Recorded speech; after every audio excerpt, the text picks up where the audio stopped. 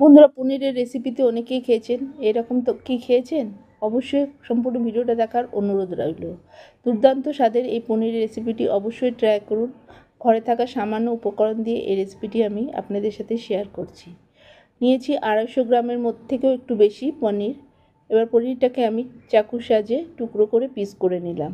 দেখুন, ছোটো ছোটো টুকরো করে পিস করে নিয়েছি। এবার প্রথমে একটা মশলা বানিয়ে নেব।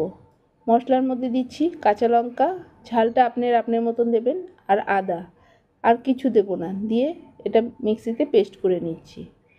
কড়াইয়ে সাদা তেল দিয়ে দিলাম, দিয়ে দিচ্ছি সামান্য নুন আর হলুদ, দিয়ে পনিরটাকে ভালো করে ভেজে নেব। একটু লাল করে পনিরটাকে ভেজে নিতে হবে। পনিরটা লাল করে একটু ভেজে নিলে খেতে খুব ভালো লাগবে। দেখুন, ভাজা হয়ে গেছে। ভালো লাগলে অবশ্যই লাইক, শেয়ার, কমেন্ট করতে ভুলবেন না। ইউটিউব থেকে যারা দেখছেন অবশ্যই সাবস্ক্রাইব করুন, আর যারা ফেসবুক থেকে দেখছেন অবশ্যই ফলো করে আমার চ্যানেলের সাথে থাকুন। সমস্ত পনিরগুলোকে তুলে নিলাম। এবার ওই সাদা তেলে আমি রান্নাটার জন্য অল্প তেল কমিয়ে নিলাম, বেশি পরিমাণে তেল ছিল বলে। দিয়ে দিচ্ছি গোটা জিরে আর একটা তেজপাতা ফোড়নে। ফোড়নটা একটু ভাজা হওয়ার পরে আদা ও কাঁচা লঙ্কা বাটাটা দিয়ে দিলাম মিক্সির বাটিটা ধুয়ে সামান্য জল। দিয়ে দিচ্ছি পরিমাণ মতো হলুদ, জিরে গুঁড়ো, সামান্য একটু মিষ্টি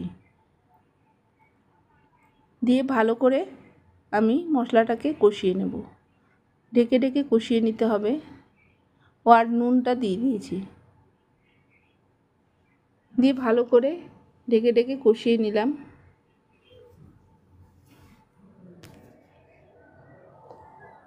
দুর্দান্ত স্বাদের এই রেসিপিটি অবশ্যই ট্রাই করুন।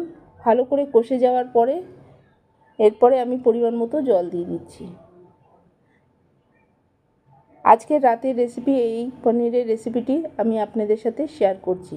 জলটা দিয়ে দেওয়ার পরে একটু নেড়ে চেড়ে আমি ভেজে রাখা পনিরটা দিয়ে 3 থেকে 4 মিনিটের জন্য মিডিয়াম আঁচে ঢেকে দিয়েছি।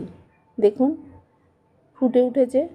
এবার গ্যাসের ফ্লেমটা বাড়িয়ে দেব, হাই ফ্লেমে আরও 1-2 মিনিট ফুটিয়ে নিলেই রেডি হয়ে যাবে পনিরের এই রেসিপিটি। সত্যি খুব অসাধারণ। রাত্রেবেলার ডিনারের সাথে এটা খাওয়া হবে বলে একটু হালকাই বানালাম, কিন্তু খেতে দারুণ লেগেছে।